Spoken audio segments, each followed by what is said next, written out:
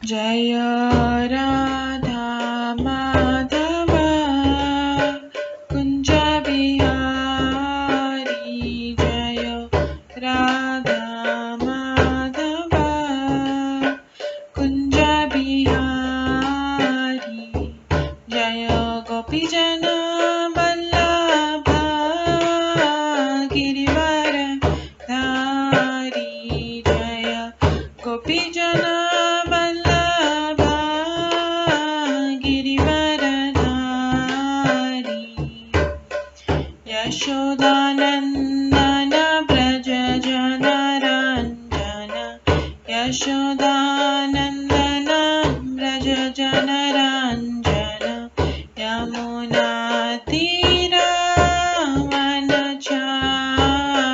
यमुना तीरावनचारी जय राधा माधव कुंज बिहारी जय राधा माधव कुंज बिहारी हरे कृष्णा कृष्णा कृष्णा हरे हरे हरे राम राम राम हरे हरे हरे कृष्णा कृष्णा कृष्णा हरे हरे हरे राम राम राम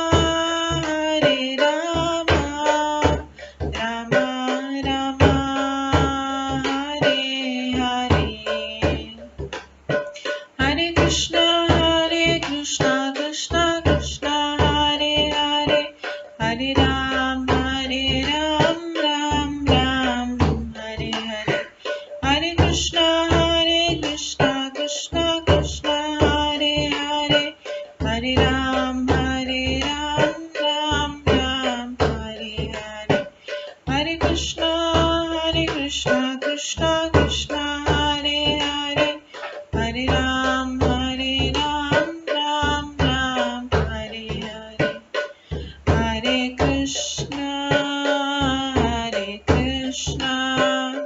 कृष्णा कृष्णा हरे हरे हरे राम राम राम हरे हरे हरे कृष्णा कृष्णा कृष्णा हरे हरे हरे राम राम राम हरे हरे जय राधा माधव राधे जय राधा गोविंद राधे जय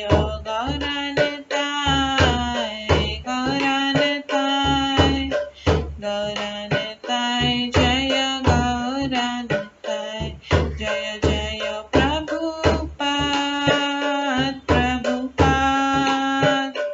प्रभुपाद जय जय प्रभुपाद जय जय गुरुदेव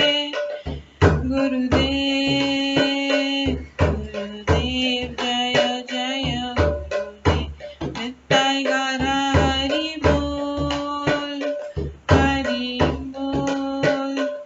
हरि बोल नित्य गौर हरि बोल गौर प्रेमानंदे हरि हरि बोल। हरे कृष्णा। आज की इस क्लास में सभी भक्तों का स्वागत है। हम मंगलाचरण से स्टार्ट करेंगे। ओम अज्ञानतिमिरन्धस्य ज्ञानाञ्जनशलाकया चक्षुरुन्मिलितं येन तस्मै श्रीगुरुवे नमः। श्रीचैतन्यमनोभीष्टं स्थापितं येन भूतले स्वयं रूप कदा मह्यं ददाति स्वपदान्तिकम्। वन्देऽहं श्रीगुरो श्रीयुतपदकमलं श्रीगुरुं वैष्णवांश्च श्रीरूपं साग्रजातं सहगण रघुनाथान्वितं तं सजीवम् साद्वैतं सावधूतं परिजनसहितं कृष्णचैतन्यदेवम् श्रीराधाकृष्णपादान् सहगण ललिता श्रीविशाखान्वितांश्च नमो विष्णुपदाय कृष्णपृष्ठाय भूतले श्रीमते भक्तिवेदान्त स्वामिन्निति नामिने। नमस्ते सरस्वती देवे गौरवाणी प्रचारिणे निर्विशेष शून्यवादी पाश्चात्य देशातारिणे वाञ्छाकल्पतरुभ्यश्च कृपा सिन्धुभैव च पतितानां पावनेभ्यो वैष्णवेभ्यो नमो नमः। जय श्री कृष्ण चैतन्य प्रभु नित्यानंद श्री अद्वैत गदाधर शिवासादि गौर भक्तवृंद। हरे कृष्णा कृष्णा कृष्णा हरे हरे हरे राम राम राम हरे हरे। ओम नमो भगवते वासुदेवाय। ओम नमो भगवते वासुदेवाय।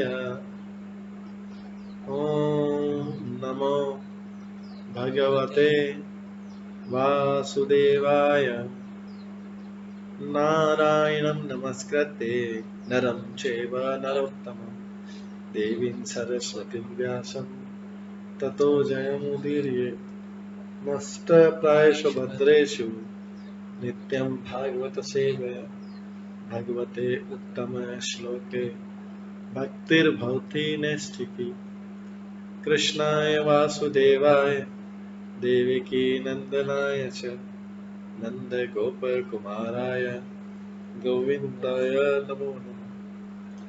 सर्ववेदान्तसारमे श्रीभागवतम् इष्यते तद्रसामृतात् नान्यत्र स्याद्रति क्वचित्। आराध्यो भगवान् ब्रजेश तनयस्तनधाम वृन्दावन रम्या काचिदुपासना व्रजवधूवर्गेण या कल्पिता। श्रीमद्भागवतं प्रमाणम् अमलं प्रेम कुमार्थमः श्रीचैतन्य महाप्रभुमतम् इदं तत्रादरो न परम्। मूकं करोति वाचालं पङ्गुलङ्घयते गिरिं यत्कृपातमहं वन्दे परमानन्दमाधवम्।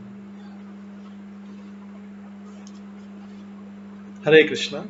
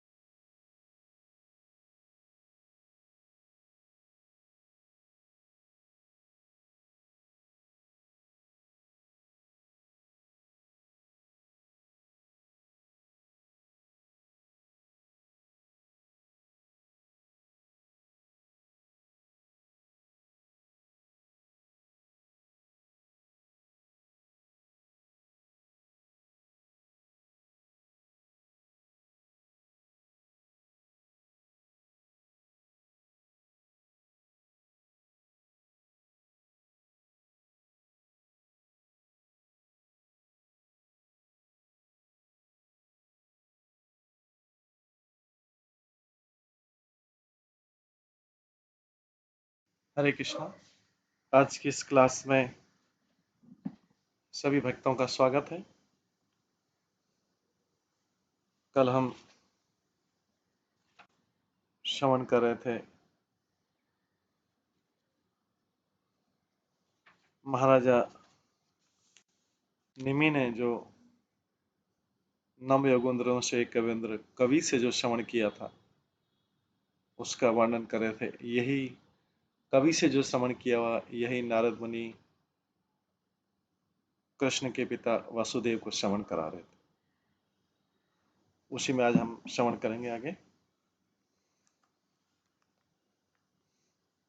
श्रीराजोवाच अथ भागवतं ब्रूत यत धर्म यादृशः नृणाम् यथा आचरति यत ब्रूते यथा आचरति यत ब्रूते ये लिंगे भगवत प्रिय।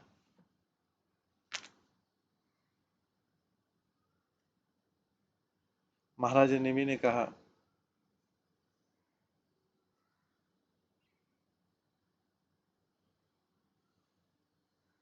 अब कृपया मुझे भगवत भक्तों के विषय में विस्तार से बतलाएं।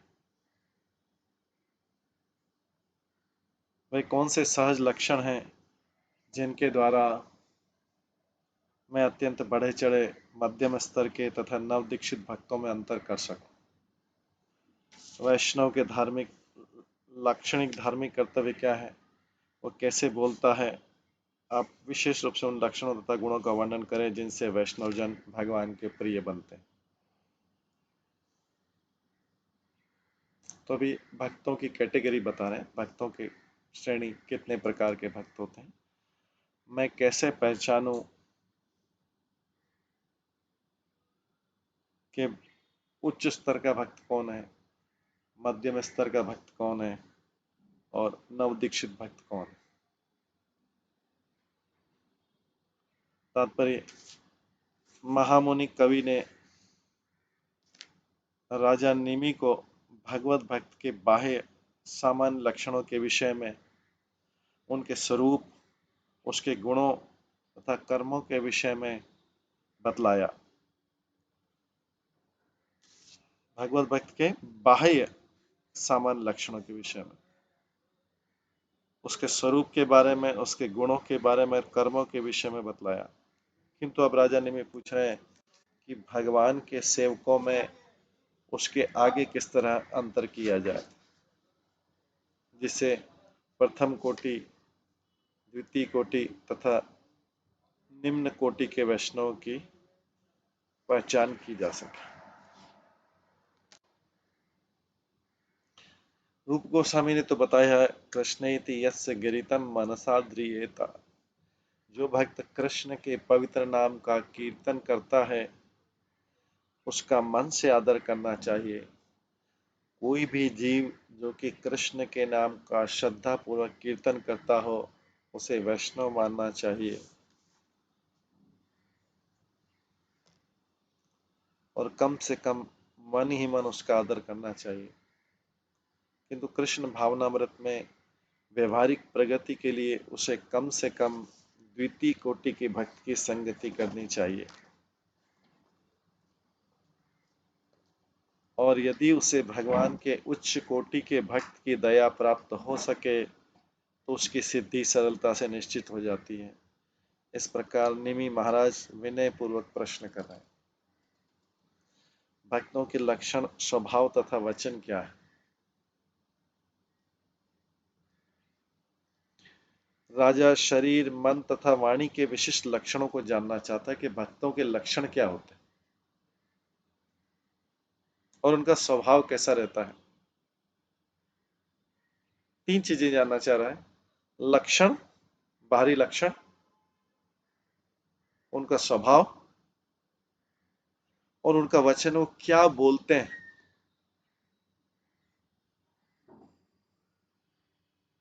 राजा जो है शरीर, मन तथा वाणी के विशिष्ट लक्षणों को जानना चाहता है, जिससे उत्तम अधिकारी, मध्यम अधिकारी तथा कनिष्ठ अधिकारी के भिन्न भिन्न कोटियां स्पष्ट पहचानी जा सके। राजा के प्रश्न के उत्तर में नव युगेंद्रों में से दूसरा, जिनका नाम हवीर था, वो कृष्ण भावनामृत के विज्ञान को आगे विस्तार से बताएं। श्री हवीर वाच सर्वभूतेषु यः पश्येत्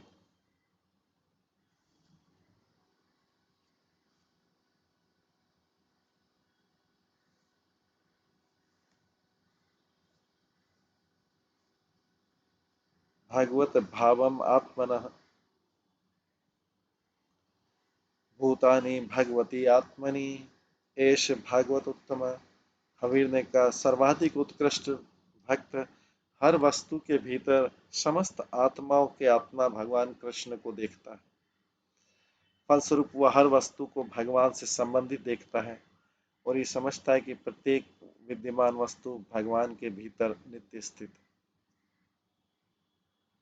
भगवत गीता में कहा गया यो मां पश्यति सर्वत्र सर्वच मयि पश्यति तस्याहं न प्रणश्यामि स च मैं न प्रणश्यति।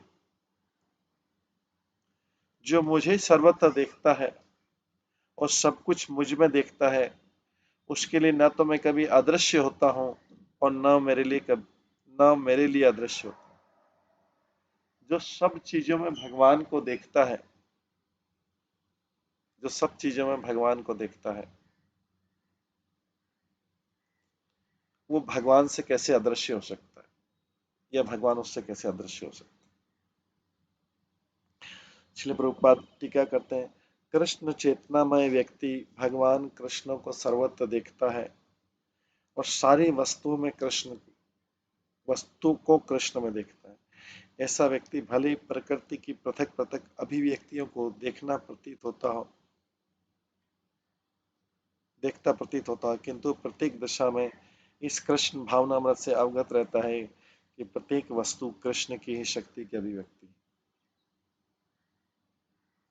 कृष्ण भावनामृत का मूल सिद्धांत यह है कि कृष्ण के बिना किसी का अस्तित्व नहीं है और कृष्ण ही सर्वेश्वर है।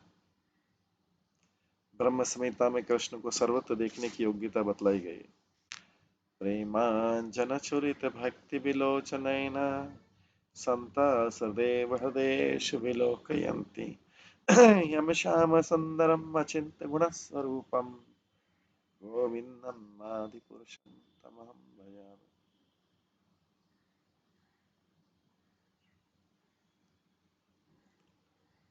मैं उन आदि भगवान गोविंद की पूजा करता हूँ जो उस भक्त द्वारा सदैव देखे जाते हैं और जिसकी आंखों में प्रेम का अंजन लगा हुआ है।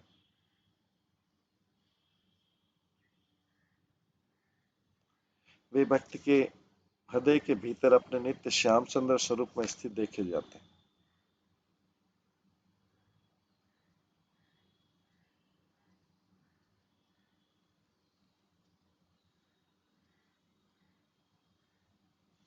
मैं उन आदि भगवान गोविंद की पूजा करता हूँ जो उस भक्त द्वारा सदैव देखे जाते हैं जिसकी आंखों में प्रेम का अंजन लगा हुआ है। वे भक्त के हृदय के भीतर अपने नित्य श्याम सुंदर स्वरूप में स्थित देखे जाते हैं। उत्तम कोटि का भक्त अपनी आध्यात्मिक दृष्टि की व्यापकता के लिए प्रशंसित होता है। उदाहरण, जब महान असुर हिरण्यकशिपु ने अपने स्वरूप सिद्ध पुत्र प्रहलाद महाराज से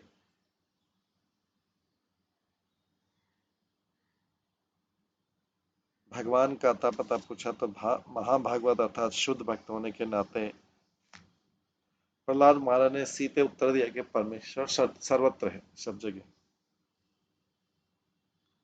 तब असुर पिता ने पूछा कि क्या हुआ, ईश्वर महल के खंबे में है? जब प्रहलाद ने हाँ कहा तो प्रामाणिक असुर होने के नाते हिरण्यकशिपु ने ईश्वर को मारने के लिए या कम से कम उसके अस्तित्व को झुटलाने के प्रयास में उस खंबे पर अपनी तलवार से प्रहार किया। तब भगवान के सबसे भयंकर रूप नरसिंह देव तुरंत प्रकट हुए। इस तरह प्रहलाद महाराज को उत्तम अधिकारी भक्त माना जा सकता है। शुद्ध भक्त भगवान की सेवा से विलग रहकर वस्तुओं को भोगने की प्रवृत्ति से सर्वथा मुक्त होता है। शुद्ध भक्त जो होता है भगवान की सेवा से विलग होकर वस्तुओं को भोगने की प्रवृत्ति से सर्वथा मुक्त रहता है।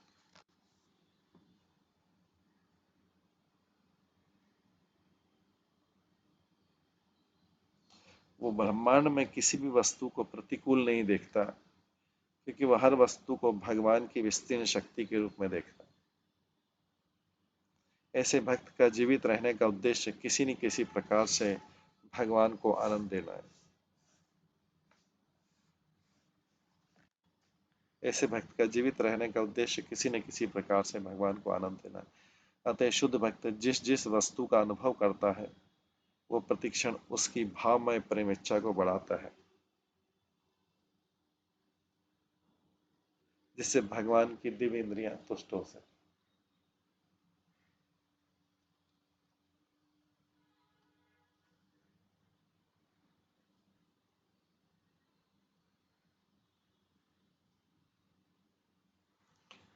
भौतिक प्रकृति के तीन गुण उस बद्ध जीव को सताते रहते हैं जो भगवान की पृथक भौतिक शक्ति अर्थात भिन्न प्रकृति में अपने मन को लीन रखता है।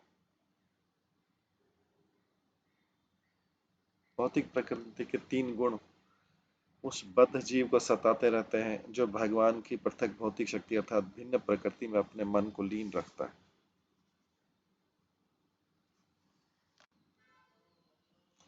इसका कार्य जीव को उस असलियत से दूर ले जाना है कि कृष्ण हर वस्तु के भीतर और हर वस्तु कृष्ण के भीतर। निपट अज्ञान के द्वारा आच्छादित होने से मोहग्रस्तबद्ध जीव ये विश्वास करता है कि उसकी सीमित दृष्टि की ही वस्तुएं वास्तव में विद्यमान है। कभी कभी ऐसे मूर्ख लोग यह सोचते हैं यदि जंगल में सुनने वाला कोई नहीं है तो वृक्ष के गिरने से कोई ध्वनि नहीं होगी।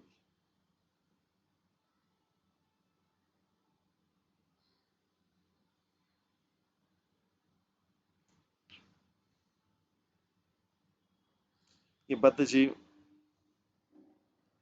ये विचार नहीं करते कि चूंकि भगवान सर्वव्यापी है अतः किसी के न सुनने का प्रश्न ही नहीं। भगवान सदैव सुनते हैं।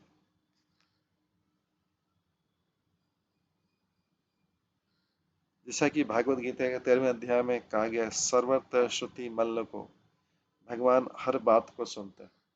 वे उपद्रष्टा हैं, प्रत्येक वस्तु के साक्षी।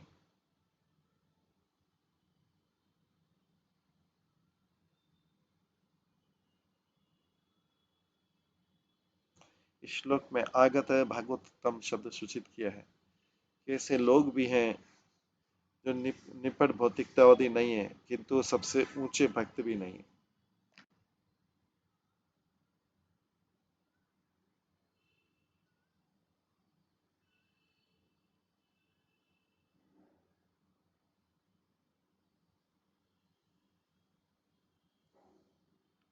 श्रील भक्ति सिद्धांत सती ठाकुर के अनुसार जो लोग भक्तों तथा भक्तों से ठीक भेद नहीं कर पाते हैं और इसलिए शुद्ध भक्तों की कभी पूजा नहीं करते हैं वे कनिष्ठ अधिकारी कहलाते हैं। ऐसे लोग भगवान की पूजा विशेषतः मंदिर में करते हैं किंतु भगवत भक्तों के प्रति उदासीन रहते हैं। इस तरह वे पद्म पुराण में शिव के इस कथन को ठीक से नहीं समझते हैं। शिव जी कहते हैं पार्वती से, आराधना नाम सर्वेशाम विष्णु आराधना परम तस्मात् परतरम देवी तदिया नाम समर्चनम। हे देवी, पूजा की सर्वोत्तम विधि भगवान विष्णु की पूजा है। इससे भी बड़ी है तदीय की पूजा अर्थात विष्णु से संबंधित किसी भी वस्तु की पूजा। श्रील प्रभुपाद ने श्लोक की टीका इस प्रकार की कि श्री विष्णु सच्चिदानंद विग्रह इसी प्रकार कृष्ण का सबसे विश्वास पात्र सेवक गुरु तथा विष्णु के सारे भक्त तदी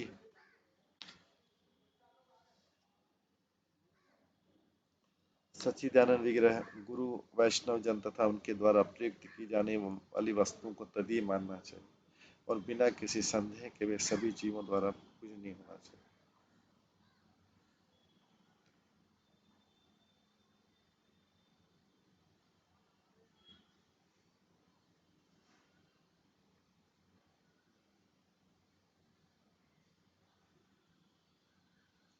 विशेषतः कनिष्ठ अधिकारी तथा अपनी भौतिकतावादी योग्यताओं को भगवान की सेवा में लगाने के लिए उत्सुक रहता है और गलती से इसे ही उच्च भक्ति का संकेत मानता है।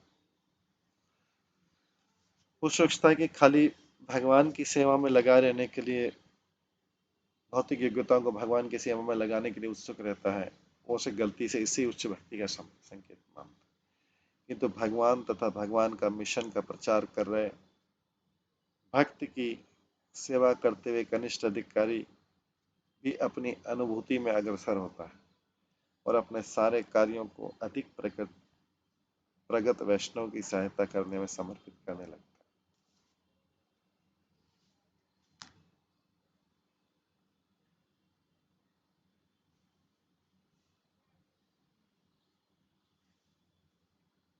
ऐसे कनिष्ठ अधिकारी भी अपनी संगति से सामान्य जीवों की सहायता कर सकते हैं,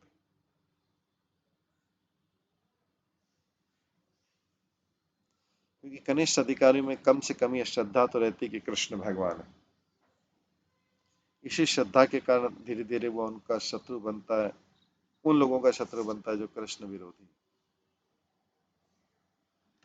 जो जो वह क्रमशः भगवान की श्रेष्ठता से घृणा करने वालों का अधिकाधिक शत्रु बनता जाता है और भगवान की अन्य श्रद्धालु सेवकों के साथ मैत्री के प्रति अधिक आकृष्ट होता जाता है, जो तो वह कनिष्ठ अधिकारी द्वितीय कोटि की अवस्था को होता है, जिसे मध्यम कहते हैं।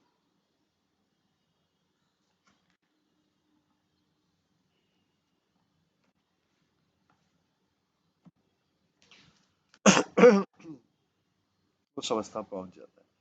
इस मध्यम अवस्था में वैष्णव भगवान को समस्त कारणों का कारण और हर एक की प्रेममयी लालसा से मुख्य लक्ष्य के रूप में देखते हैं।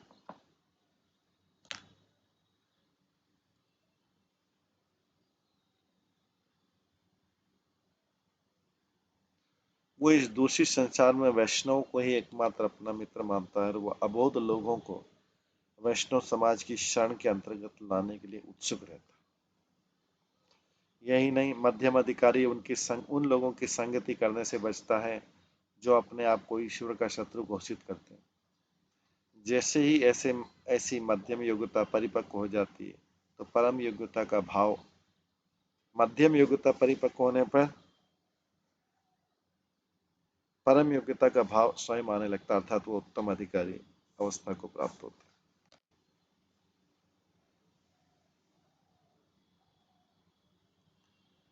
ऐसा कनिष्ठ अधिकारी गुरु जो धार्मिक उत्सव संपन्न करने तथा अर्च विग्रह की पूजा करने में लगा रहता है और अन्य वैष्णवों को ऐसा कनिष्ठ अधिकारी गुरु जो धार्मिक उत्सव संपन्न करने तथा अर्च विग्रह की पूजा करने में लगा रहता है और अन्य वैष्णवों की तथा विशेष रूप से उनकी जो भगवान के मिशन का प्रचार करने में लगे रहते हैं प्रशंसा नहीं करता,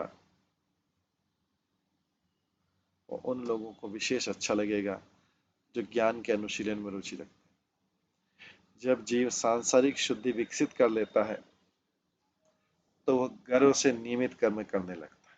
जब संसार कार्यों से शुद्ध हो जाता है तो वो गर्व से नियमित कर्म करने लगता है और अपने कर्म के फलों से अपने को विरक्त करने लगता है।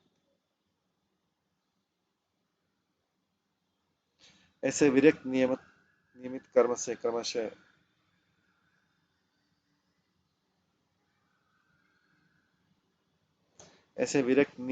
से क्रमशः ज्ञान या बुद्धिमत्ता का उदय होता है।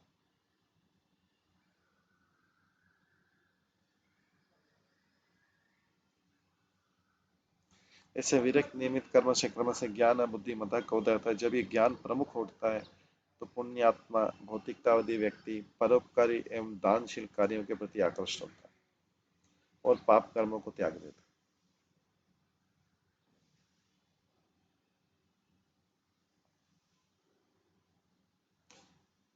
यदि वह भाग्यशाली हुआ तो वह दिव्य भक्ति के अनुकूल बच जाता है।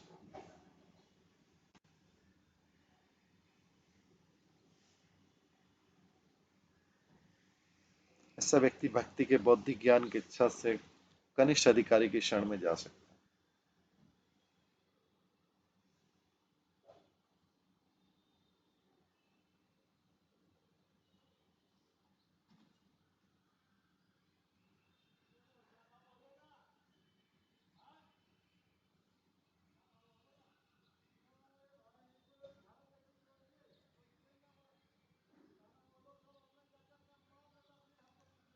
यदि वह मध्यम योग्यता प्राप्त कर लेता है तो कृष्ण भावनामृत के प्रचार कार्य में लगे वैष्णव के प्रति आकृष्ट होता है। और जब वह मध्यम भक्ति के पद पर पूर्णतः परिपक्व हो जाता है तो वह महाभागवत पद के प्रति आकृष्ट होता है, और तब कृष्ण की कृपा से उसे अपने हृदय में महाभागवत गुरु की उच्च स्थिति का दर्शन होता है। यदि कोई व्यक्ति क्रमशः भगवत भक्ति करता है तो वह परमहंस महाभागवत बन जाता है। इस अवस्था में उसके सारे कार्य, उसकी गतिविधियां तथा प्रचार कार्य एकमात्र कृष्ण की तुष्टि में समर्पित रहते हैं।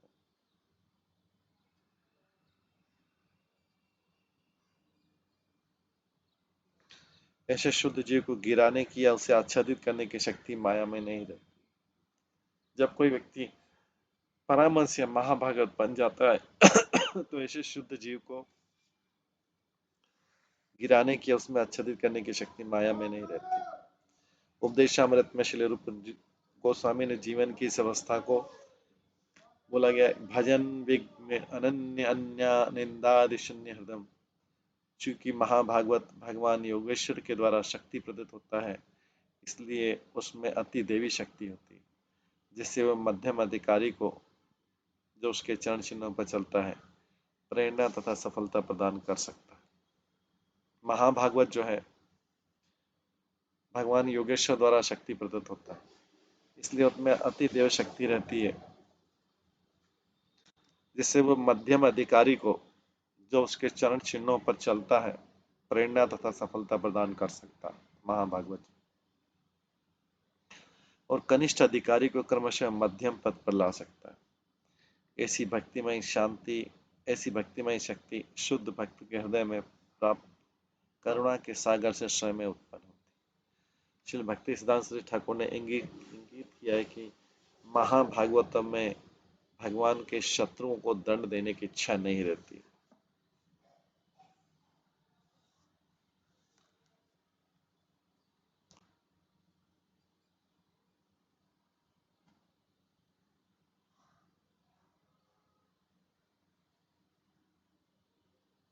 प्रत्युत वो मध्यम अधिकारी तथा कनिष्ठ अधिकारियों को उन विरोधी जीवों की दूषित मनोवृत्ति को शुद्ध करने के लिए प्रचार कार्य में लगाता है।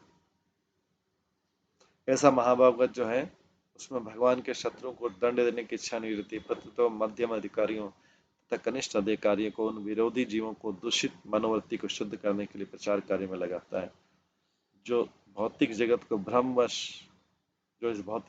भ्रमवश कृष्ण से पृथक मानते हैं।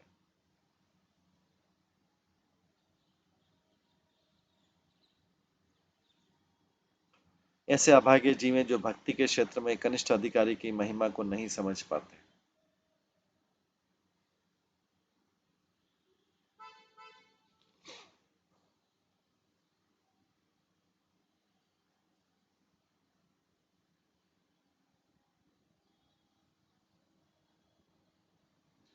ऐसे अभागे जीव हैं जो भक्ति के क्षेत्र में कनिष्ठ अधिकारी की महिमा को नहीं समझ पाते।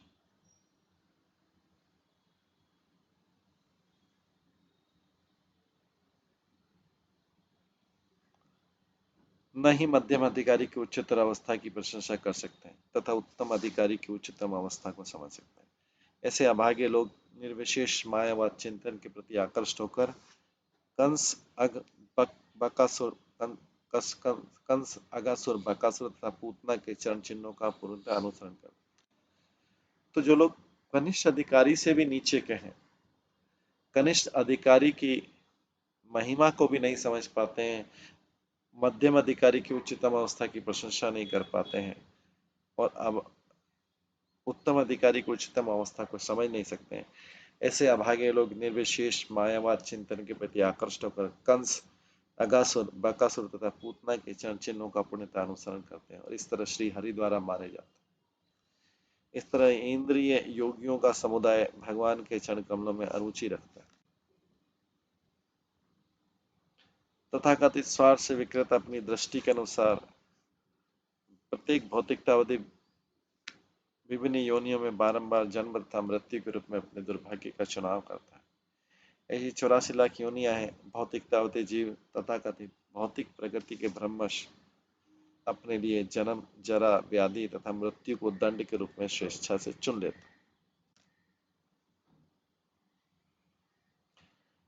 तो ऐसा तथाकथित स्वार्थ से विकृत, स्वार्थ से उसकी चेतना विकृत हो जाती है और अपनी दृष्टि के अनुसार प्रत्येक भौतिकता अवधि विभिन्न योनियों में बार बार जन्म तथा मृत्यु के रूप में अपना चुनाव करता है।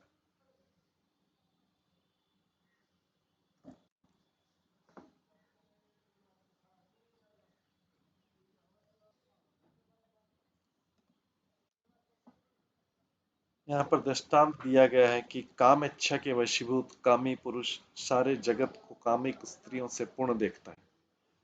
उसी तरह कृष्ण का शुद्ध भक्त उसी तरह कृष्ण का शुद्ध भक्त सर्वत्र कृष्ण भावनामृत का दर्शन करता है, भले अस्थायी रूप से आच्छादित क्यों न हो। इस तरह कोई मनुष्य अपनी ही तरह विश्व को देखता है। इस आधार पर यह तर्क दिया जा सकता है कि महाभागवत की भी दृष्टि मोहित हो सकती है, क्योंकि श्रीमद् भागवतम में सर्वत्र यह बात दोहराई गई कि प्रकृति के गुणों से बद्ध लोग तनिक भी कृष्ण भावना भावित नहीं होते, अपितु कृष्ण के शत्रु होते हैं। किंतु भले ही बद्ध जीव भगवान के शत्रुवत प्रतीत हो, तो भी यह तो शाश्वत अपरिवर्तनशील तथ्य है कि प्रत्येक जीव कृष्ण का भिन्न अंश।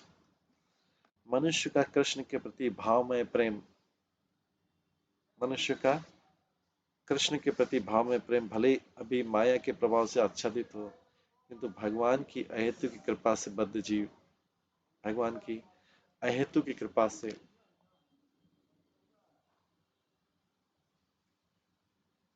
बद्ध जीव क्रमशः कृष्ण भावनामत के पद को प्राप्त कर लेगा। वस्तुतः हर व्यक्ति कृष्ण विछोह की पीड़ा से त्रस्त है।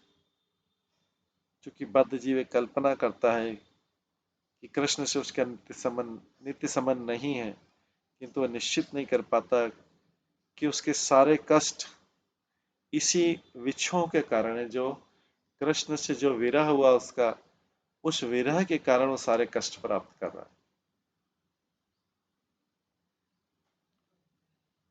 यही माया है। माया अर्थात वह जो नहीं है। वस्तुतः यह सोचना कि दुख का कारण कृष्ण विछोह के अतिरिक्त अन्य कुछ नहीं, निरी भ्रांति है। अतः जब शुद्ध भक्त जीवों को इस जगत में कष्ट भोगते देखता है, तो वह ठीक सोचता है कि जिस तरह मैं कृष्ण के विरह के कारण कष्ट पा रहा हूं, उसी तरह अन्य सारे जीव भी कृष्ण के विरह के कारण कष्ट पा रहे हैं। अंतर इतना है कि शुद्ध भक्त अपनी हृदय चेतना को के कारण को ठीक तरह से निश्चित कर पाता है। तो उच्च कोटि का जो भक्त है वो जानता है कि मैं कृष्ण से विरह के कारण कष्ट पा रहा हूं, जबकि जो मूर्ख जीव होता समझता नहीं है कि वो कृष्ण के विरह के कारण, कृष्ण से दूर रहने के कारण कष्ट पा रहा, वो ठीक से निश्चित नहीं कर पाता। बद्ध जीव क्या करता है, माया से मोहित होने से कृष्ण के साथ अपने नित्य संबंध को तथा इस संबंध की उपेक्षा से उत्तम असीम पीड़ा को नहीं समझ पाता है बद्ध जीव।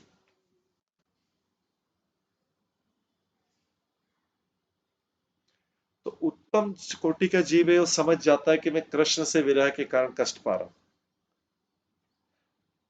उत्तम जीव समझ जाता है कि मैं कृष्ण से विरह के कारण कष्ट पा रहा हूं, वो अपना कारण जान लेता है। लेकिन जो बद्ध जीव जो मूर्ख जीव है, माया के द्वारा मोहित होने से कृष्ण के साथ अपने नित्य संबंध को तथा इस संबंध की उपेक्षा से उत्पन्न असीम पीड़ा को नहीं समझ पाता। वो नहीं पाता कि वो कृष्ण की उपेक्षा कर रहा है इसलिए पीड़ा पा रहा है। मूर्ख व्यक्ति ये चीज समझ नहीं पाता।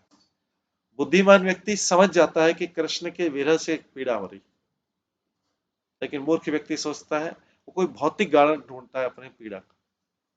वो वो इस माया से मोहित होता है, इसलिए वो समझ नहीं पाता कि कृष्ण के साथ संबंधों की उपेक्षा से उत्पन्न असीम पीड़ा को नहीं समझ पाता कि कृष्ण के जो संबंध है उसकी उपेक्षा हुई है, इसलिए वो। तो श्री जी गोस्वामी ने निम्नलिखित श्लोक उद्धृत किए हैं, जो भगवान के सर्वोच्च भक्तों के प्रेममय भावों को प्रस्तुत करने वाले।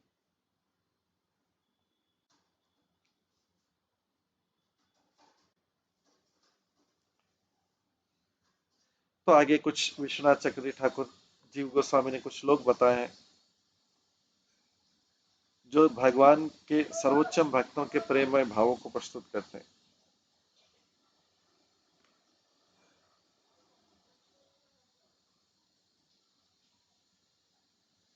श्री विश्वनाथ चक्रवर्ती ठाकुर ने यह भी कहा है, अत्र पश्येदिति तथा दर्शन योग्य ते विविक्षता न तू तथा दर्शन से सार्वकाल कालिता।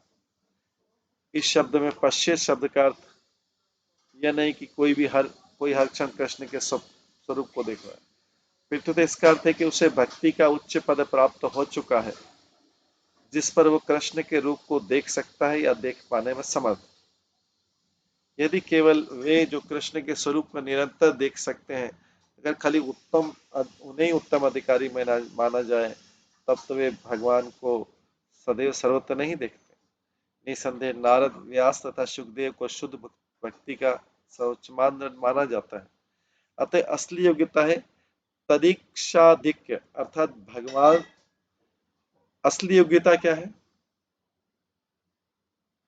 असली योग्यता है भगवान को देखने की भाव विहलता, हृदय में भगवान को देखने की विहलता, अर्जेंसी।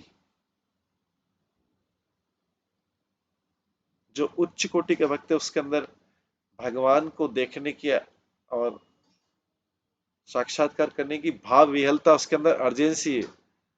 और भौतिकतावादी व्यक्ति के अंदर भौतिक चीजों को देखने की अर्जेंसी। बस दोनों की अर्जेंसी, दोनों की भाव विहलता में अंतर है।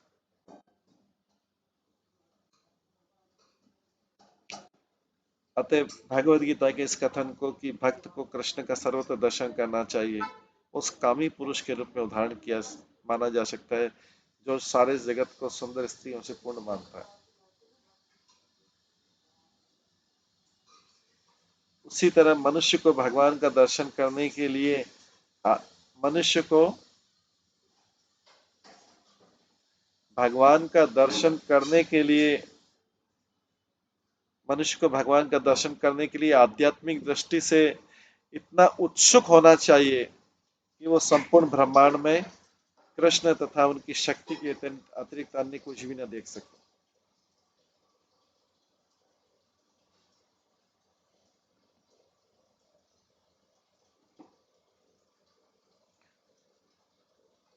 यदि कोई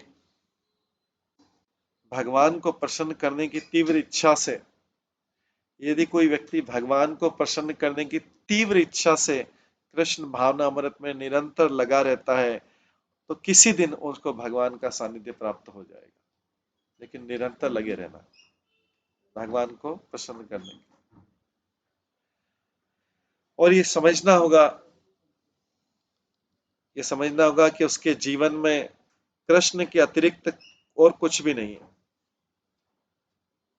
यदि कोई भगवान को प्रसन्न करने की तीव्र इच्छा से कृष्ण भावना अमृत में निरंतर लगा रहता है और किसी दिन उसका सानिध्य प्राप्त कर लेगा, तो ये समझना चाहिए कि जीवन में कृष्ण के अतिरिक्त और कुछ भी नहीं है। किंतु श्री विश्वनाथ चक्रवर्ती ठाकुर ने हमें आगाह किया है कि सिद्धांत रूप में या शैक्षिक रूप में यह समझ लेने से ही कि कृष्ण ही सर्वे सर्वा है, कोई उत्तम भक्त नहीं बन जाता। खाली ये बस याद रखने से कि कृष्ण उत्तम भक्त, कृष्ण जो है पुरुषों में उत्तम है या कृष्ण ही सर्वे सर्वा, खाली ये सुन लेने से नहीं होता, उसको उसमें विश्वास रखना पड़ेगा, श्रद्धा रखना पड़ेगा। उसमें सचमुच कृष्ण के प्रति प्रेम उत्पन्न होना चाहिए। अगर कृष्ण सर्वे सर्वा है तो उसमें उसको प्रेम होना चाहिए। उसका खाली सर्वे सर्वा याद रखने से तो नहीं होगा। Krishna supreme personality of God है, उसे भक्ति में तो प्रोग्रेस नहीं करेगा। उत्तम भक्ति में कोई व्यक्ति आ सकता है जब ये समझ लेगा कि कृष्ण सर्वे सर्वा है, और उस समझ लेने से सचमुच कृष्ण के प्रति प्रेम उत्पन्न हो जाना चाहिए। अतः ये लगभग समझ लेना चाहिए कि जो कोई भी उत्साह पूर्वक कृष्ण भावनामत कार्यक्रम को अपनाता है और अंतर्राष्ट्रीय कृष्ण भावनामत समिति के प्रचार कार्य में उत्सुकता से हाथ बटाता है, वो मध्यम अधिकारी के पद पर कार्य करता है। कनिष्ठ अधिकारी जो है अपने आप तो बस यही मान के चलता है कृष्ण भगवान है, बस उसके आगे कुछ आगे करता नहीं। लेकिन जो मध्यम अधिकारी के पद पर है, बड़ी उत्सुकता से बड़ी उत्सुकता से जब ये जान लेता है कि कृष्ण पूर्ण पुरुषोत्तम भगवान है, बड़ी उत्सुकता से सारे जगह पे उसको प्रचार करता है, और जो प्रचार कार्य में उत्सुकता से हाथ बटाता है वो मध्यम अधिकारी के पद पर कार्य करता है। और जब ऐसा भक्त कृष्ण की सेवा करने तथा उनकी संगति करने की इच्छा से अभिभूत हो जाता है, उसको बार बार इच्छा होती कि कृष्ण की सेवा की जाए, भगवान के शुद्ध भक्तों की सेवा की जाए और उनकी संगति की जाए, ऐसी अभिभूत हो जाता है। यहाँ तक कि ब्रह्मांड में अन्य किसी वस्तु के प्रति वो आकर्ष नहीं होता, तो उसे उत्तम अधिकारी वैष्णव मानना चाहिए, जैसा कि श्लोक में उल्लेख।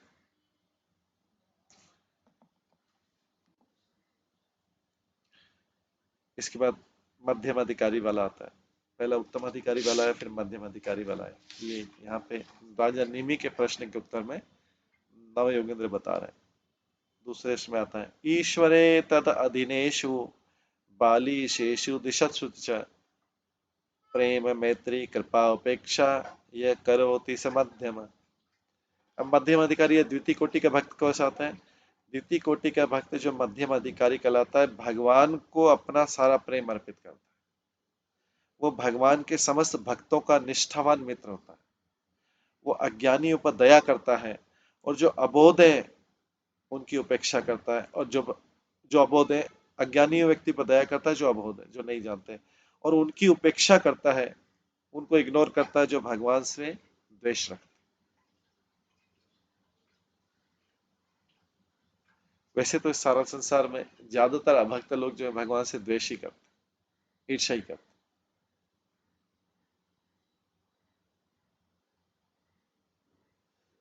क्योंकि कई व्यक्ति पूछते हैं द्वेष का कारण क्या है?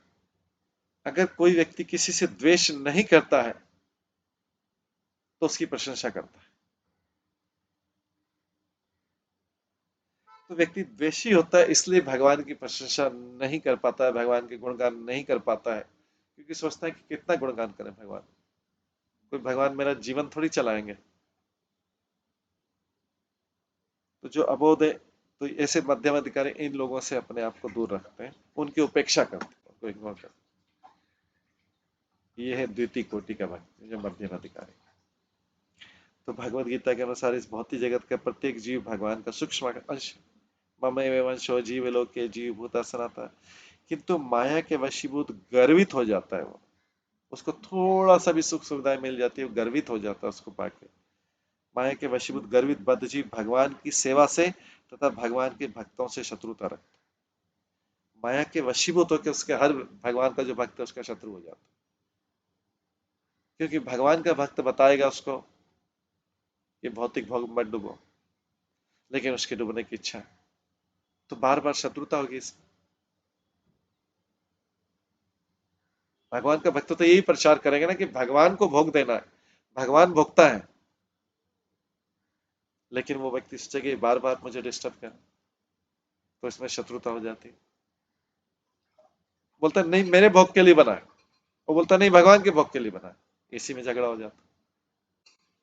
तो इसलिए बोला माया के वशीभूत गर्वित बद्ध जीव जो है भगवान की सेवा से तथा भगवान के भक्तों से शत्रुता रखता। वो सोचता है कि अरे मैं 24 घंटे भगवान की सेवा थोड़ी कर सकता, भगवान की सेवा हो गई आधा एक घंटा 2 घंटा हो गई बहुत, तो इसलिए वो शत्रुता हो जाती है।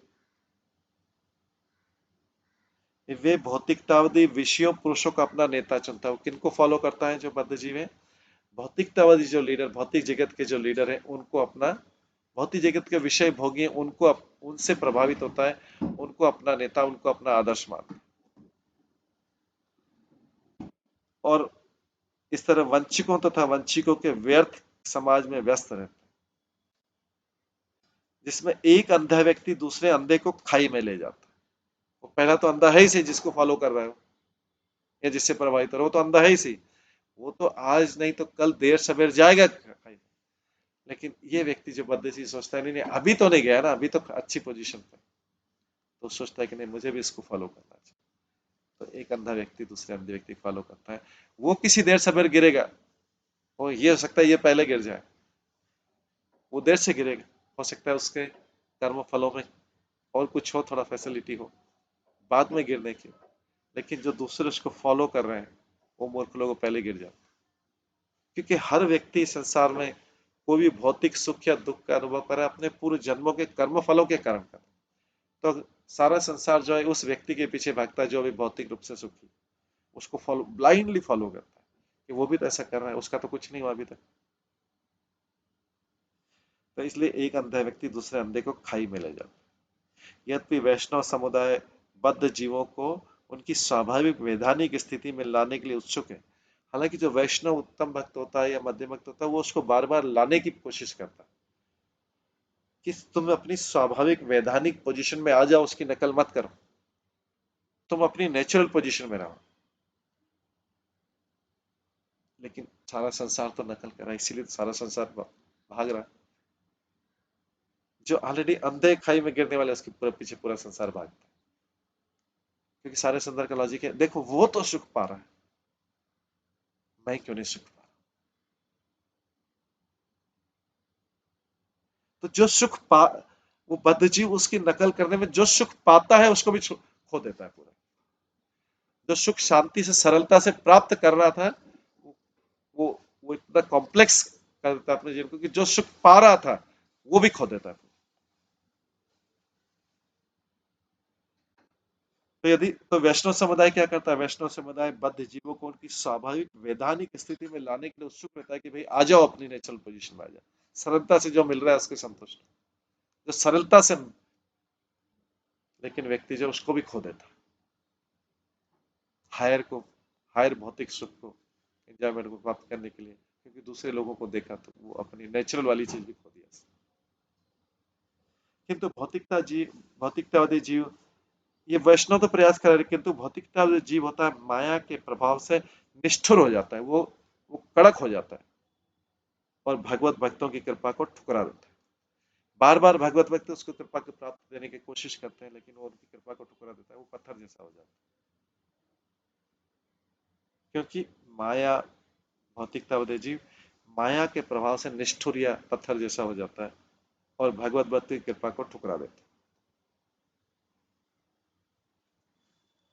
श्री भक्ति सिद्धांत सरस्वती ठाकुर के अनुसार यदि मध्यम अधिकारी भक्त अबोध बद्ध जीवों को उपदेश देने के लिए उत्सुक रहता है, अबोध जो मतलब जिनके पास ज्ञान नहीं, वो अलग होते हैं और जो शत्रुता या ईर्ष्या करते हैं वो अलग होते हैं। यद्यपि मध्यम अधिकारी भक्त अबोध बद्ध जीवों को उपदेश देने के लिए उत्सुक रहता है, किंतु उसे नास्तिक व्यक्तियों से बचना चाहिए, अश्रद्धालु व्यक्तियों से बचना चाहिए, जिससे वो उनकी संगति से स्वयं शुद्ध या दूषित न हो। मध्यम अधिकारी लेवल पर भी, इतने हायर लेवल पर भी उसको नास्तिक व्यक्तियों से, अश्रद्धालु व्यक्तियों से और ईर्ष्यालु व्यक्तियों से बचना चाहिए, नहीं तो उनकी संगति से स्वयं क्षुब्ध हो जाएगा, स्वयं भगवान के प्रति वो स्वयं भगवान की उपेक्षा करने लगेगा, इग्नोर, ईर्ष्या करने लगेगा, उनके विचारों से प्रभावित हो। तो श्री विश्वनाथ चक्रवर्ती ठाकुर ने पुष्टि की कि वैष्णव को उन लोगों के प्रति उदासीन या न्यूट्रल होना चाहिए जो भगवान से इच्छा करते हैं, उनकी तरफ देखना नहीं, उपेक्षा, इससे पहले लिखा उनकी उपेक्षा करनी चाहिए।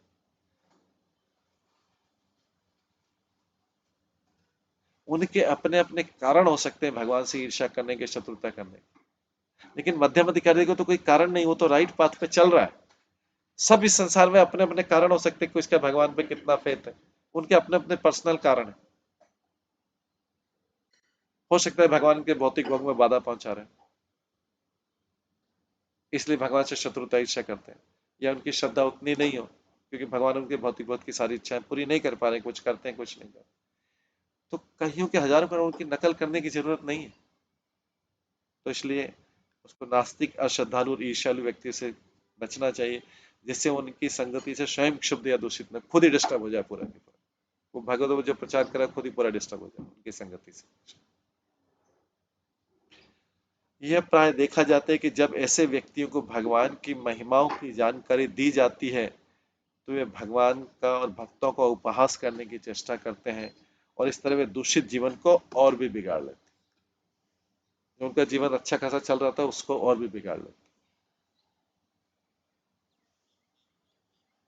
इस संदर्भ में श्री विश्वनाथ चक्रवर्ती ठाकुर ने श्रीमद् भागवत का निम्नलिखित श्लोक के अंदर गिरियो मुमुचोस गिरियो मुमुचोस्त्यम क्वचिन्न मुमुचः शिवम यथा ज्ञानामृत काले ज्ञानिनो ददते नमः। कभी कभी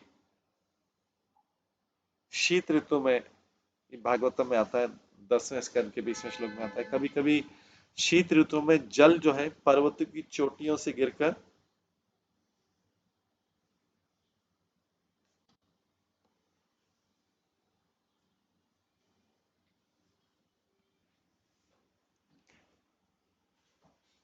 कभी कभी शीत ऋतु में जल जो होता है पर्वतों की चोटियों से गिरकर शुद्ध जल प्रदान करता है।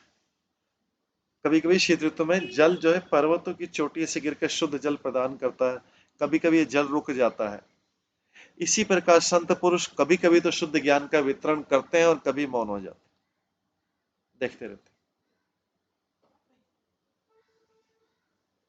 कभी कभी शीत ऋतु में जल पर्वत की चोटियों से गिरकर शुद्ध जल प्रदान करता है, कभी कभी ये जल रुक जाता है। इस प्रकार संत पुरुष कभी कभी तो शुद्ध ज्ञान का वितरण करते हैं सबको, कभी कभी मौन हो जाते हैं। इस संदर्भ में जीव गोस्वामी ने उल्लेख किया कि यद्यपि उत्तम अधिकारी भक्त कभी कभी असुरों से कभी कभी उत्तम अधिकारी भक्त कभी कभी ऊपर से असुरों के प्रति घृणा प्रदर्शित कर सकते हैं। उत्तम अधिकारी भी कभी कभी असुरों के प्रति घृणा प्रदर्शित कर सकते हैं क्योंकि वे भगवान की लीला के रस में प्रविष्ट रहते हैं, किंतु मध्यम अधिकारी को ऐसे भाव से बचना चाहिए। यही नहीं, मध्यम अधिकारी को चाहिए कि कभी भी शक्तिशाली नास्तिक श्रेणी के मनुष्य की संगति न करें, क्योंकि इससे खतरा रहता है। ऐसी संगति उसका मन मोहग्रस्त हो सकता है। तो मध्यम अधिकारी भी खतरा रहता है कि उसके संगति नहीं करे, क्योंकि संगति करने का मतलब फिजिकली नहीं है। संगति का मतलब उसके विचारों को सुनना, उसकी बातों को, उसके विचारों को सुनना, जिससे व्यक्ति भ्रमित हो जाएगा।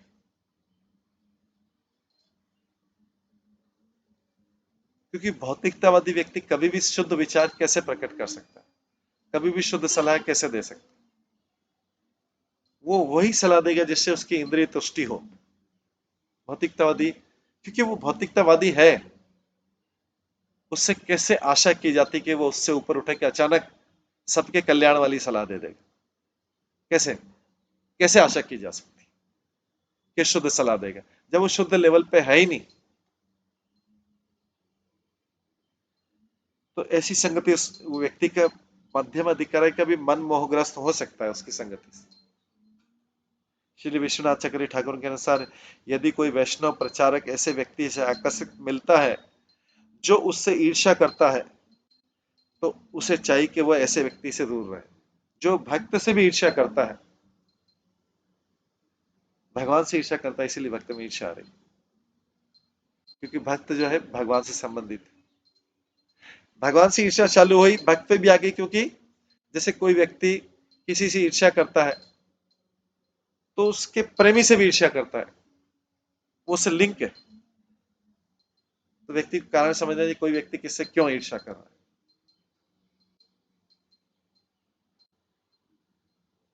तो प्रचारक श्री विश्वनाथ चक्रवर्ती ठाकुर के अनुसार यदि कोई वैष्णव प्रचारक ऐसे व्यक्ति से मिलता है जो उससे ईर्ष्या करता है, जो उस भक्त से ईर्ष्या करता है, प्रचारक से ईर्ष्या करता है, तो उसे चाहिए कि ऐसे व्यक्ति से दूर रहे, अपने से ईर्ष्या करने वाले व्यक्ति से वो दूर रहे। किंतु वैष्णव प्रचारक जो है मन में सोचता है, ईर्ष्यालु व्यक्ति को बचाने की विधि विपरीत चिंतन, उसका संगति नहीं करता है, लेकिन सोचता है इसको कैसे भगवान की भक्ति में लगा जाए, इतना ईर्ष्यालु। ऐसा चिंतन सदाचार कहलाता। श्री जीव गोस्वामी ने प्रहलाद महाराज को सदाचारी मनुष्य कहा। प्रहलाद महाराज ईर्ष्यालु व्यक्ति के बारे में चिंतन करते कि इनको कैसे भक्त बनाया जाए। हालांकि प्रहलाद महाराज उनकी संगति नहीं करते थे, लेकिन सोचते थे उनके बारे में कि भगवान से इतने ईर्ष्यालु क्यों है, भगवान के भक्तों से इतनी ईर्ष्या क्यों करते हैं लोग। श्रीमद् भागवत में प्रहलाद का निम्नलिखित वक्तव्य।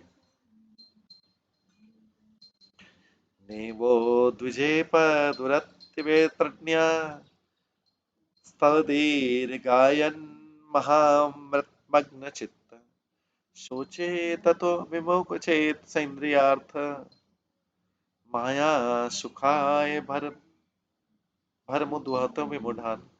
हे सर्वश्रेष्ठ महापुरुष, प्रहलाद महाराज बोल रहे हैं, भगवान से प्रार्थना करते हैं, हे सर्वश्रेष्ठ महापुरुष, मैं संसार से तनिक भी भयभीत नहीं हूं। प्रहलाद महाराज बोले, 5 साल के बालक, बोले मैं संसार से तनिक भी भयभीत नहीं हूँ, क्योंकि मैं जहां कहीं भी रहता हूँ आपकी महिमा तथा कार्यों के विचार में लीन रहता हूँ। भगवान की महिमा के रहते हैं तो कहीं पे भी डर नहीं रहेगा। मेरी चिंता तो केवल किसके लिए है? प्रहलाद महाराज किस चीज से दुखी है? मेरी चिंता तो केवल उन मूर्खों तथा धूर्तों के लिए है, जो भौतिक सुख के लिए अपने परिवारों, समाज तथा देश का पालन पोषण के लिए करने के लिए बड़ी बड़ी योजनाएं बनाते हैं। मैं तो उन मूर्खों और धूर्तों के बारे में चिंतित, जो एक्सपांशन कर रहे हैं, भौतिक सुख का एक्सपांशन कर रहे हैं, जिसमें और गड्ढे में फंसने वाले हैं। तो प्रहलाद महाराज बोल रहे हैं, मेरे को किसी मैं संसार में तनी भी भयभीत नहीं हूँ, क्योंकि मैं जहां कहीं भी रहता हूँ आपकी महिमा तथा कार्यों के विचार में लीन रहता हूँ। मेरी चिंता तो केवल उन मूर्खों तथा धूर्तों के लिए है, जो भौतिक सुख के लिए अपने परिवारों, समाजों तथा देश का पालन पोषण करने के लिए योजनाएं बनाते हैं। मैं केवल उनके प्रेम के विषय में चिंतित रहता हूँ कि ये भगवत प्रेम कैसे प्राप्त करें। तो यद्यपि वैष्णव उपदेशक समस्त जीवों के कल्याण के विषय में निरंतर चिंतन करता है, वो हमेशा चिंतन तो करता है कि इनको कभी उनकी संगति नहीं करता। ऐसे लोगों की संगति नहीं, जो भौतिकतावादी, ऐसे लोगों की संगति नहीं। चिंतन कर सकता है कि इनका कल्याण कैसे, किंतु उनकी संगति ने कभी नहीं करता, जो भगवान कृष्ण के संदेश को ग्रहण ही नहीं करना चाहते, ना सुनना चाहते, ना उसको सुन के समझना चाहते, ग्रहण ही नहीं करना चाहते। वो अपने सारे श्रवण इंद्रिय को बंद कर लेते। इस संबंध में श्री विश्वनाथ चक्रवर्ती ठाकुर कहते हैं कि भरत महाराज, व्यासदेव तथा सुखदेव गोस्वामी भी मनमाने ढंग से कृपा प्रदर्शित नहीं करते। इतने बड़े बड़े भी मनमाने ढंग से कृपा नहीं देते। कोई भी चाहे कि मेरे को कृपा देते, नहीं देते हो। भरत महाराज नहीं देते, व्यासदेव जी, सुखदेव गोस्वामी भी मनमाने ढंग से कृपा नहीं देते। जैसे कई बार कोई भी व्यक्ति आता है, मटेरियलिस्टिक के ईर्ष्यालु शत्रु, मेरे को आशीर्वाद दे दो। किस लिए आशीर्वाद दो? भगवान के लिए क्या किया?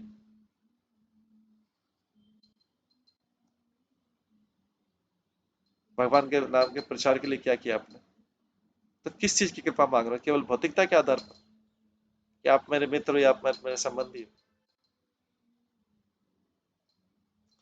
श्री भक्ति सिद्धांत श्री ठाकुर ने सिद्ध करने के लिए विस्तृत व्याख्या की कि मध्यम अधिकारी उपदेशक द्वारा प्रयुक्त भेदभाव में कृपा का अभाव नहीं दिखता।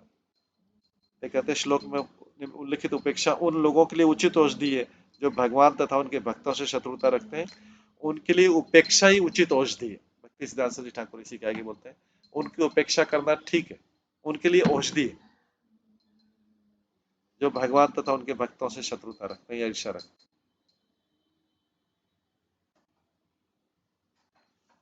ये बता रहे हैं राइट मेडिसिन है उनके लिए। उपदेश द्वारा प्रदर्शित उदासीनता दोनों पक्षों की शत्रुता को रोकती। तो जो टीचर है उदासीन हो जाता है तो उससे शत्रुता खत्म हो जाती, इग्नोर ही कर दिया, नेग्लेक्ट कर दिया, इसे शत्रुता बढ़ेगी नहीं। नहीं तो वो उसको समझाने का प्रयास करेगी कि भगवान के बारे में, तो वो शत्रुता हो जाएगी। यद्यपि यह वैदिक आदेश है कि जो व्यक्ति भगवान तथा उनके भक्तों का अपमान करे उसकी जीभ काट ली जाए, ये वैदिक आदेश। किंतु इस युग में ऐसे भावी अपराधियों से बचकर रहना ही सर्वोत्तम है। इस युग में जीभ काटने की बजाय उपेक्षा करना ठीक है। यहाँ पे बोलते हैं कि वैदिक आदेश है कि जो व्यक्ति भगवान तथा उनके भक्तों का अपमान करे उसकी जीभ काट ली जाए, किंतु इस युग में ऐसे भावी अपराधियों से बचकर रहना ही सर्वोत्तम। उपेक्षा करना ठीक है। इस तरह वे वैष्णव के साथ और अधिक पापी पुण्य कृत्य नहीं कर सकेंगे, क्योंकि उनसे वो ऐसा, अगर उनकी उपेक्षा नहीं करके उनसे वार्तालाप करेगा तो शत्रुता और बढ़ेगी और वो पाप और ज्यादा पाप करेगा दूसरा व्यक्ति। क्योंकि अभी जो पाप हो गया वो वैष्णव के प्रति वो पाप करने लगे। एक साधारण वृक्ष के प्रति पाप करने का एक लेवल रहता है, चींटी के प्रति पाप करने का एक लेवल रहता है, बड़े जीव के प्रति जिसकी जिसकी चेतना इतनी हायर है उसके प्रति जितनी शत्रुता ईर्ष्या की जाए उतना ज्यादा पाप का लेवल बढ़ता जाता है। तो वैष्णव से जब कर लेगा तो पाप पुण्य और ज्यादा बढ़ जाएगा उसका। तो इसलिए अगर दो लोग शत्रुता कर रहे हैं आपस में, सामान्य भौतिकता थी, जीव एक दूसरे को मारेगा या उसको कुछ करेगा, अपशब्द बोलेगा, तो एक लेवल का पाप हुआ। उससे ऊपर से किया दूसरे लेवल का पाप उससे, लेकिन जिसने वैष्णव के प्रति किया उसका पाप कई गुना बढ़ जाता। तो वैष्णव उपदेशक कर्तव्य की परमेश्वर की शरण में जाने के अतिरिक्त अन्य किसी विधि की व्यर्थता बतलाए कि परमेश्वर की शरण में जाने के अलावा कोई तरीका ही नहीं तुम्हारे लिए, कोई भौतिक उपाय नहीं। किंतु ईर्ष्यालु पुरुष जो है वैष्णव द्वारा ऐसे प्रबल उपदेश कार्य का विरोध करेगा। ईर्ष्यालु व्यक्ति क्या करेगा, जब उसको बताया जाए कि नहीं नहीं नहीं आप ये कोई भौतिकता पर छोड़ के ये भगवान का ही करा, तो वो और शत्रुता प्रदर्शित करेगा ईर्ष्यालु व्यक्ति। बोले अच्छा तुम हमको वैष्णव उपदेश देते थे, हमें पता नहीं है क्या। तो ईर्ष्यालु व्यक्ति पुरुष वैष्णव द्वारा ऐसे प्रबल उपदेश कार्य का विरोध करेगा और भक्तों का अन्य के व्यर्थ की आलोचना करने के लिए अनादर करेगा, भक्त का और भी ज्यादा अनादर करेगा। ऐसा व्यक्ति जो वैष्णव की कृपा की प्रशंसा न कर सके, ऐसा व्यक्ति जो वैष्णव की कृपा की प्रशंसा न कर सके, उसको कि उसको वैष्णव कृपा प्राप्त हुई, उसकी उपेक्षा करनी चाहिए। अन्यथा श्री भक्ति सिद्धांत सरस्वती ठाकुर के अनुसार उसकी ठगी मनोवृत्ति दिन पर दिन बढ़ती जाएगी। नहीं तो उस व्यक्ति की, ऐसे व्यक्ति की जो चीटिंग प्रोपेंसिटी वो दिनों दिन बढ़ती जाएगी। ऐसे इसलिए ऐसे व्यक्ति की उपेक्षा करनी चाहिए।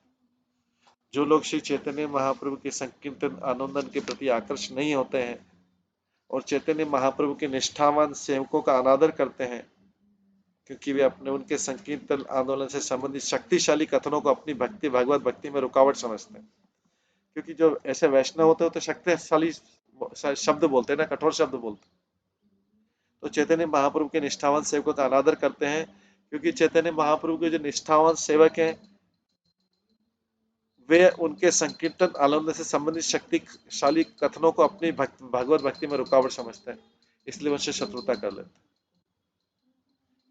वे कभी भी, ऐसे लोग कभी अपने मन को कृष्ण में स्थिर नहीं कर पाएंगे, अपितु भक्ति के मार्ग से नीचे गिर जाएंगे, क्योंकि उन्हें भौतिक जगत के बाह्य क्रियाकलापों में, उनके भौतिक जगत के बाह्य क्रियाकलापों में भगवान कृष्ण की वास्तविक पूजा का भ्रम रहता है। उनको भ्रम रहता है कि हम जो भौतिक कार्य कर रहे हैं ये भगवान की पूजा है, इनको भ्रम रहता है। ऐसे मोह को भयम द्वितीय अभिनिवेशित शब्द द्वारा व्यक्त किया गया। श्री भक्ति सिद्धांत सरस्वती ठाकुर उन मूर्ख व्यक्ति का प्रबल बहिष्कार करते हैं जो कृपा तथा समदृष्टि के तर्क पर अनुभव करते हैं कि श्रद्धाहीन व्यक्ति भी भगवान का भक्त। भक्ति सिद्धांत सरस्वती ठाकुर इस मामले में बहुत कठोर है, बोलते हैं वो श्रद्धाहीन व्यक्ति को भी भगवान का भक्त बोलते हैं। जो कृपा तथा समदृष्टि पर उन लोगों को मूर्ख व्यक्तियों का प्रबल बहिष्कार करते हैं जो कृपा तथा समदृष्टि के तर्क के आधार पर यह अनुभव करते हैं कि श्रद्धाहीन व्यक्ति भगवान का भक्त। ऐसे लोग इसको भी बोलते हैं ये भी भक्त है, ये भी भक्त है, ये भी भक्त है। और जो इस तरह से ऐसे अपराधी लोगों पर हरि नाम थोपने का प्रयास करते हैं वो भी अश्रद्धालु हैं। इसलिए भक्ति सिद्धांत सरस्वती ठाकुर ने कहा कि जब बचकाने लोग अपने को महाभागवत मानकर वैष्णव गुरु की आज्ञा का उल्लंघन करते हैं तो ऐसा आचरण उन्हें वैष्णव गुरु की दया का पात्र नहीं बनने देता। वैष्णव गुरु की दया प्राप्त करने के लिए पात्र बनना पड़ता है। मिथ्या अहंकार से मोहित ये आत्मविज्ञापित भक्त मध्यम अधिकारियों द्वारा उपेक्षित समझे जाने के योग्य होते हैं और मध्यम अधिकारी की कृपा से ही वंचित रहते हैं। मध्यम अधिकारी की कृपा किसे मिलती? भक्तों की तुष्टि से मिलती। और मध्यम अधिकारी की कृपा भी बिना भक्त की तुष्टि की कृपा नहीं मिल सकती। इस तरह वे कृष्ण नाम के प्रचार करने वाले भक्तों के प्रति लगातार अपराध करने से असाधु, पूरी तरह से असाधु बन जाते, नॉन डिवोटी बन जाते। डिवोटी होते हैं नॉन डिवोटी। इसलिए शुद्ध भक्त सभी परिस्थितियों में अपने को मिथ्या में विशुद्ध भक्त घोषित करने वालों से उदासीनता, जो अपने आप को प्योर डिवोटी बोलते हैं विशुद्ध भक्त, यह उदासीनता या उपेक्षा ही उनकी कृपा की सर्वोत्तम व्यक्ति के ऐसे व्यक्ति के ऊपर उपेक्षा करे, यही कृपा है। ऐसे व्यक्तियों से अपने आप को विवादित मोड में नहीं लाए। दूसरे शब्द में जो लोग मध्यम अधिकारियों की आलोचना भगवान प्राप्त की कृपा प्राप्त करने के पात्र और भगवान के ईर्ष्याओं में अंतर करने के कारण करते हुए भगवान के संदेश को गलत समझते हैं। वे मध्यम अधिकारी को भी सेम समझ लेते हैं, जो अज्ञानी भगवान की कृपा प्राप्त करने वाला उसको भी सेम लेवल पे समझ लेते हैं और भगवान के ईर्ष्यालु को भी सेम लेवल पे समझ लेते हैं, सबको एक लेवल पे कर देते हैं। तो वे भगवान के संदेश को गलत समझते हैं। इस प्रकार से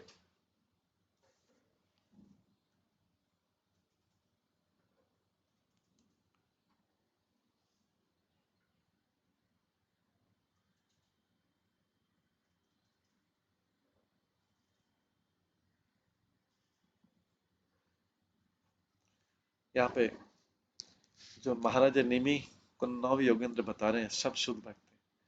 उसी को प्रभुपाद के शिष्य और भक्ति सिद्धांत सरस्वती ठाकुर एक्सप्लेन कर रहे हैं। ये भक्तों के अलग अलग लेवल है, इसमें आगे और भी है।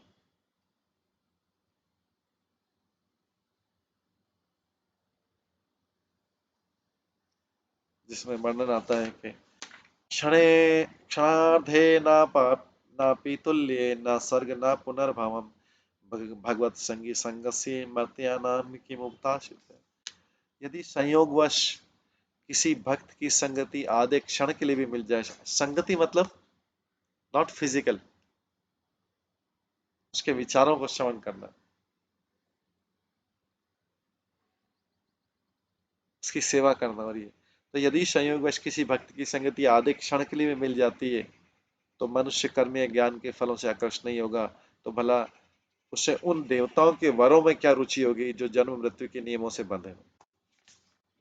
क्षणे क्षणार्धे नापि तुल्येन स्वर्ग, स्वर्ग का जो सुख है वो भी उसके तुल्य नहीं अगर किसी साधु व्यक्ति की एक आधे क्षण के लिए मिल जाए, क्योंकि साधु व्यक्ति उसको स्वर्ग का सुख क्या करेगा, उसको यहीं के जब जो सुख और दुख है उससे मुक्त कर देगा, वो उसकी फाउंडेशन डल जाएगी। ये सब हम कल की क्लास में श्रवण करेंगे। आज यहीं पे विराम देते हैं। हरे कृष्णा। सभी भक्तों का बहुत बहुत धन्यवाद। सभी भक्तों के लिए एक बार हरे कृष्ण महामंत्र का जप करते हैं। हरे कृष्णा कृष्णा कृष्णा हरे हरे, हरे राम राम राम। श्रीमद् भागवतम महापुराण की जय। श्रील प्रभुपाद की जय। हरे कृष्ण।